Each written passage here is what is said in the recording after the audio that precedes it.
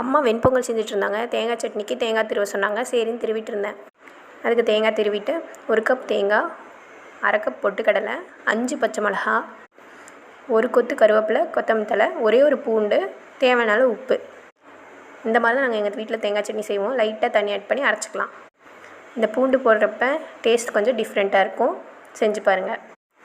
இப்போ இதுக்கு ஒரு தாளிப்பு. 2 ஸ்பூன் ஆயில், கடுகு, உளுத்தம்பருப்பு, ஒரே ஒரு வரமிளகா, கருவேப்பிலை போட்டு தாளித்து சட்னியில் ஊற்றிக்கலாம். வெண்பொங்கல் எனக்கு அவ்வளோக்கு பிடிக்காதுமா, நான் வந்து பணியாரம் செஞ்சுக்கிறேன்னு சொல்லிட்டு 2 ஸ்பூன் ஆயில், கடுகு, ஜீரகம், கடலைப்பருப்பு, கருவேப்பிலை, நறுக்கின பெரிய வெங்காயம் 2 போட்டுக்கோங்க, பச்சை மிளகா ஒரு 4, கூடவே கொத்தமல்லி கருவேப்பிலை போட்டுக்கலாம். லைட்டாக புளிச்ச மாவு இருந்தது, அதில் இதை வந்து கலந்துக்கிட்டேன். இந்த மாதிரி புளிச்ச மாவு இருக்கப்போ நாங்கள் இப்படி தான் செஞ்சு சாப்பிடுவோம். பணியாரக்கல்லை வச்சு ஒன்று ஒன்றா ஊற்றி எடுத்துக்கிட்டேன். இப்போ அம்மா வச்ச பொங்கலுக்கும் தேங்காய் சட்னி ரெடி ஆகிடுச்சு. கூடவே மார்னிங் வச்ச சாம்பார் இருந்தது, அதையும் வச்சு அட்ஜஸ்ட் பண்ணிக்கிட்டோம். நான் செஞ்ச பணியாரத்துக்கும் தேங்காய் சட்னி ரொம்பவே நல்லா இருந்துச்சு. நீங்களும் ட்ரை பண்ணி பாருங்கள். நம்ம சேனலை பிடிச்சிருந்தா சப்ஸ்கிரைப் பண்ணிக்கோங்க. அப்போ தான் நம்ம சேனலில் வர வீடியோஸ் நீங்கள் பார்க்க முடியும்.